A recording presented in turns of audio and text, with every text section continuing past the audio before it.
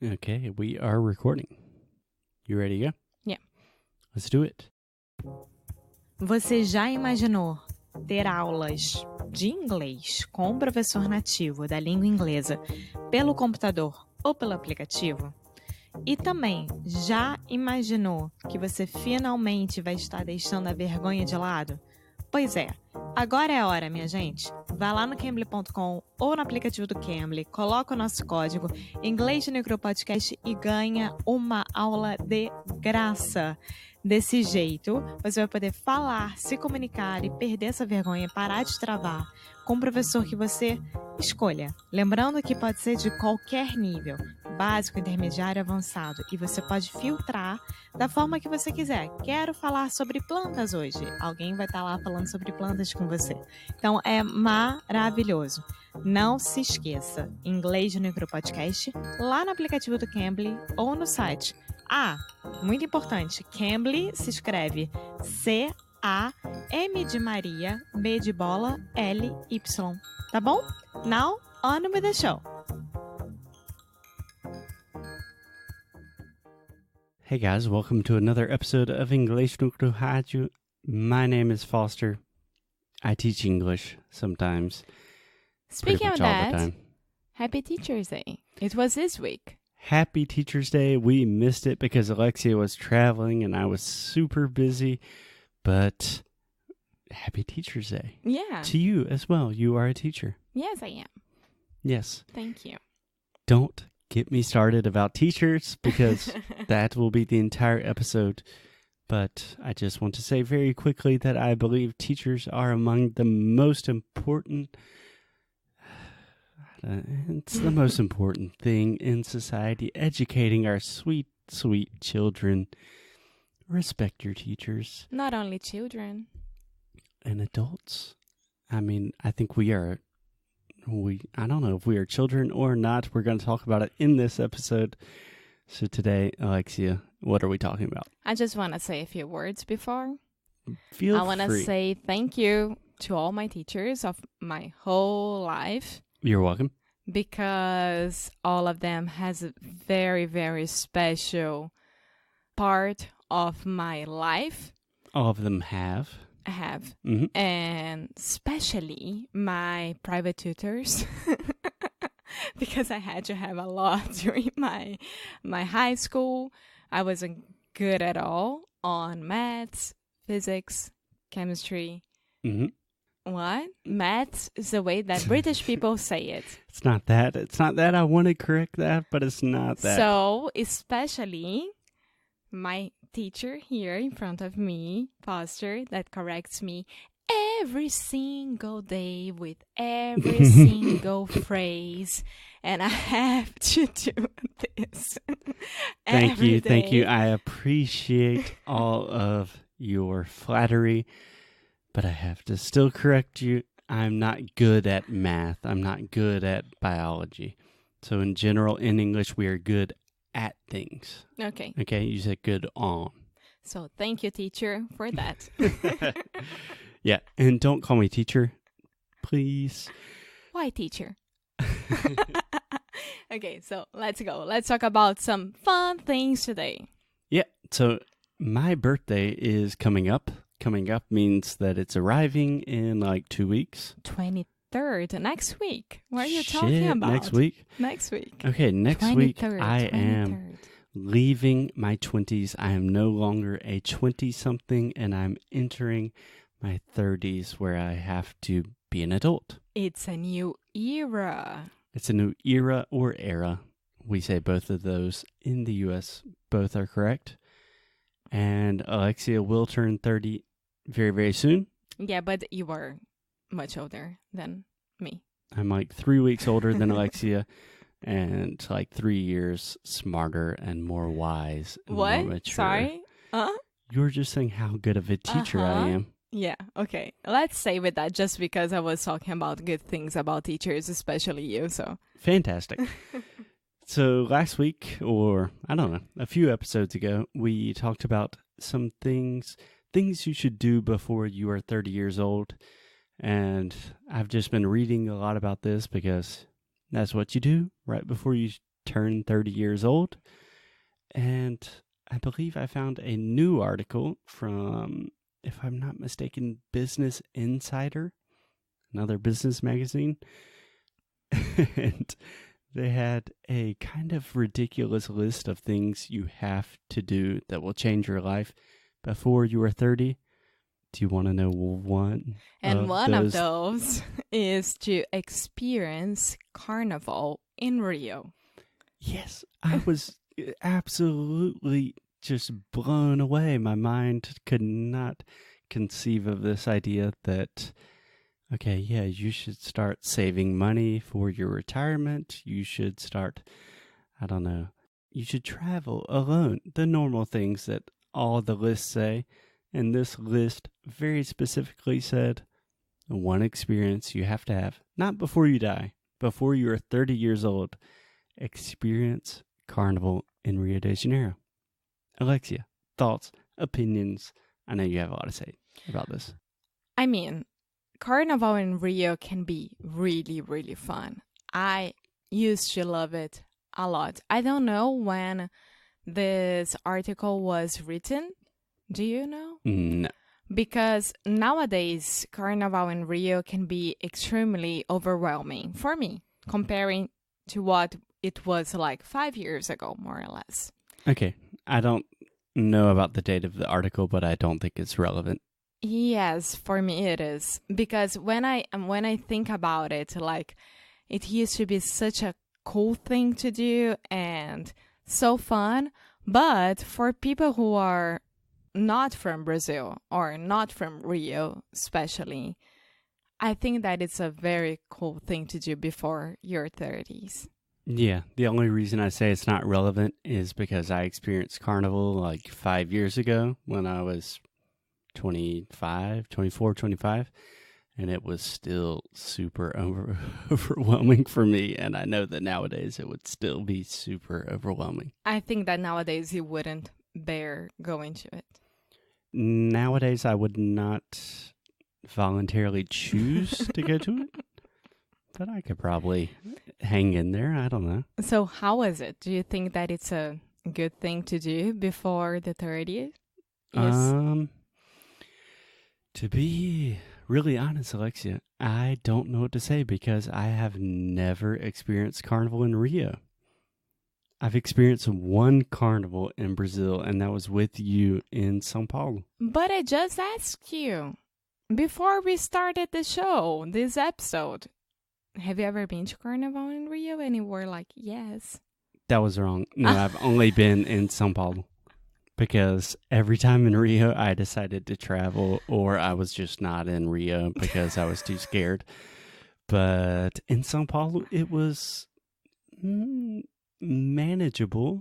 I thought it was pretty good because it was just like a holiday weekend with some crazy parties sometimes. But I'd already been in Rio during the World Cup, and I thought that was similar enough. No. So when the first time I arrived in Rio it was during post-Carnival. So there was still a lot of stuff happening. And yeah, that because was, nowadays it's like a month. Yeah.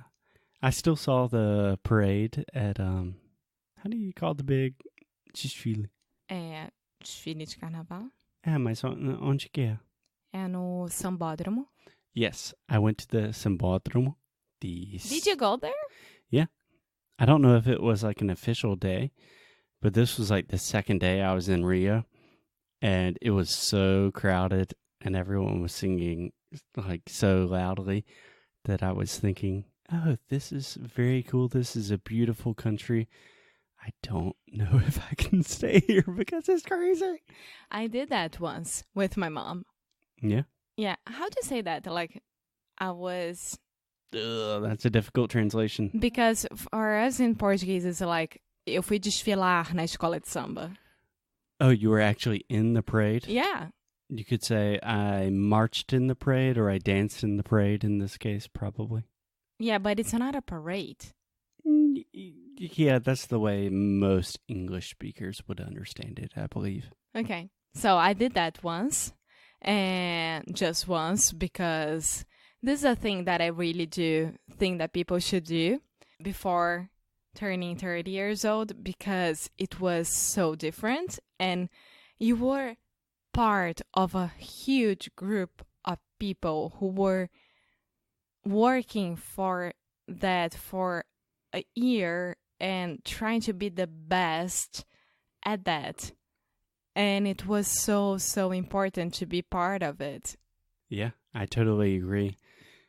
But nowadays, Alexia, you're almost 30 years old. You and I are both relatively introverted people. We are shy. We do not like big groups. Can you convince me that Carnival is really something that people need to experience? Yeah. Or at least try. Yeah.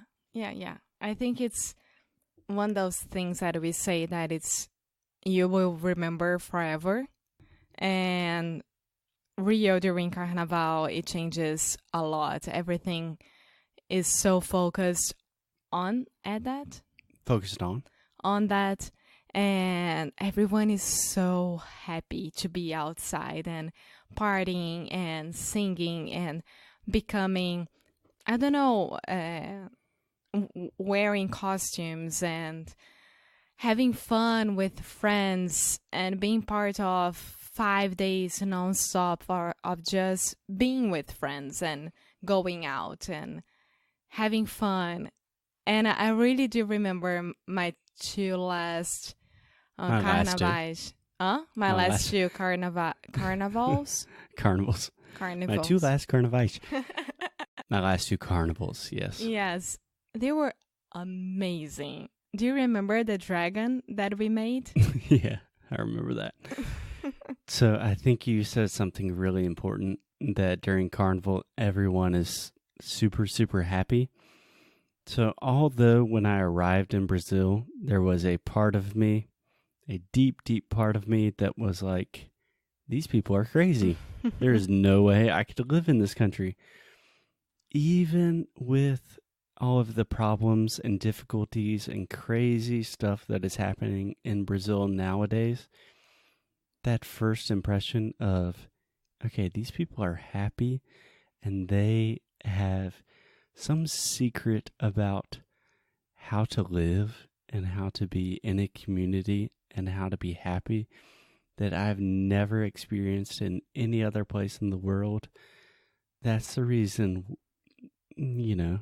Yes, because Carnaval, when you think about it, I never, ever like to go to the blocos in Zona Sul. Never. Yeah. There are a lot of direct translations in this episode that really just can't be translated. Yes. And I would go to downtown, centro da cidade, and go to the oldest blocos de Carnaval. So, like Boitatá, Boitola, etc. And to the Santa Teresa ones as well. Mm-hmm. So, being part of those blocos, what meant to me was like, this is how Carnaval started in Rio. This is what we read and studied during high school. And this is what we have from our antepassados. From our ancestors. Ancestors. Good word. Yes. So in a way, it's like remembering this. Yeah. Of course, it can get very, very complicated. But we say that the year only starts after Carnaval. Yeah. So I think if I was the author of this original article and I was giving real advice for people that are not Brazilians, that are in their 20s, I think I would change this to travel to Brazil before you're 30, because there is something very special there that deserves to be experienced, and it will change you.